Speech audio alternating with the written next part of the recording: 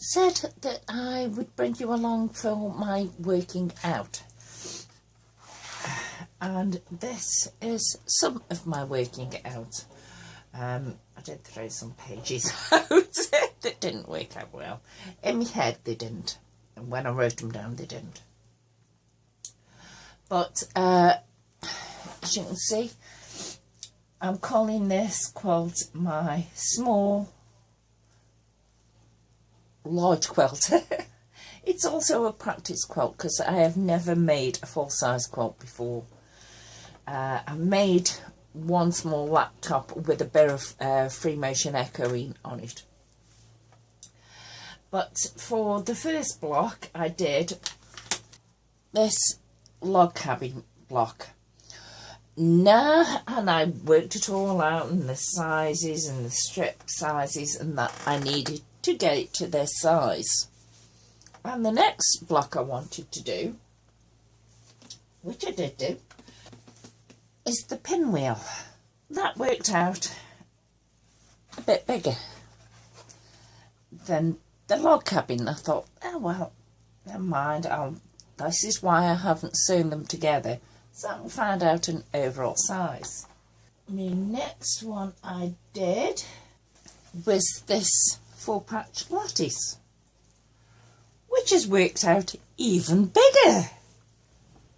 The next one I did was this hourglass.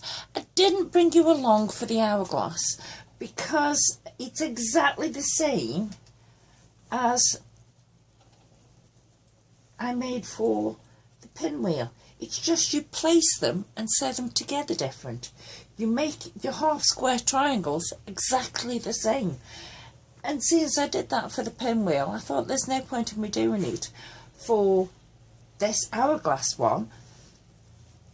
I'll just put them together differently so that they don't make a pinwheel, and they made this design. So I've got that one as well, and that obviously has worked out the same size as the pinwheel because they're made with the same size blocks.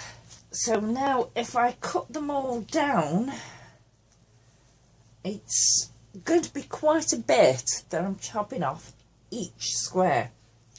So I'm not going to use these log cabin ones in one of my main blocks. I'm going to do 4 main blocks and then put the log cabins across the top.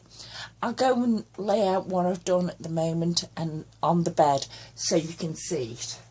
So as you can see, or possibly not, the camera might not pick it up, I've got the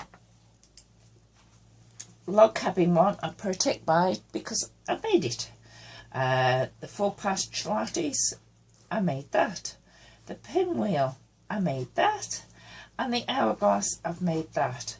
So there's a couple others that I'm thinking of, and I've been looking at it, and I'm going to today. I'm going to make the double slice ones today, and I'll video that because it's a different way of piecing them together. It's a very easy way. There's hardly any matching edges up, and you know, there's hardly any of this matching up apart from when you're actually doing the blocks. So this will be quite an easy one. So I'll do the double slice one today. For the double slice, they're going to be 5-inch strips. Some will be 3.5 inches and some will be 6.5 inches, and basically I'll be sewing the 6.5 to a 3.5 when I've got 2 of those. I'll sew them 2 together and that will make one block. So I will need, this is how I work things out. So for each block I will need 2 6.5 inches. 6.5 inches, and I need 2 per block, and I've got 12 blocks, so that's 24 of the 6.5 inches. And because it's exactly the same for the 3.5 inches, I will need 3.5 inch strips. Both of them are by 5 inches. And I will need 24 of those. So now I know how many of each to cut. On this occasion, cut all of them out. I think I'll find the smallest piece of material I've got, and that colour will not be in this block, so I'll be left with 6 colours. For the 5 by 6.5 inch, I need 4 of each colour.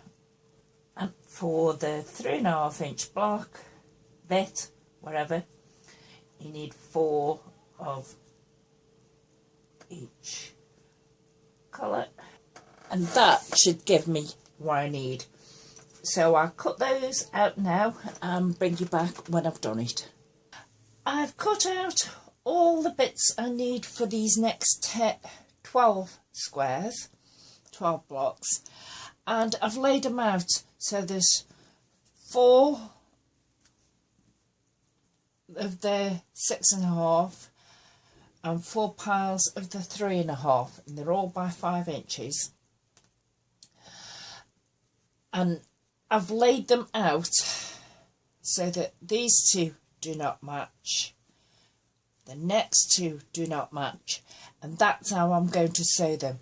I'm just going to take one from the larger ones, one of the smaller ones, and just sew them straight down there, and I'll go through each ones individually. So you've seen me sewing straight lines before, so I'll just now, through the magic of video, go, and then they should be all together. So here goes. There are my piles. I've sewn them together, the 6.5 strip and the 3.5 strip, and pressed them all back. So now I want to make sure that I don't get 2 colours in the same box. Well, that was easier to do than I thought it would be. So now I've got them like this. Also, what I'm going to do is sew one to the other. Here they are now, and there they are. I can't avoid it. I've sewn these on wrong. I've got exactly the same ones sewn together, but never mind. I've got it in this one as well. Doesn't matter. But yeah, that's Lurch with his cold coughing. I'm now going to lay them all out on the bed and have a play with them. So, see you in a minute.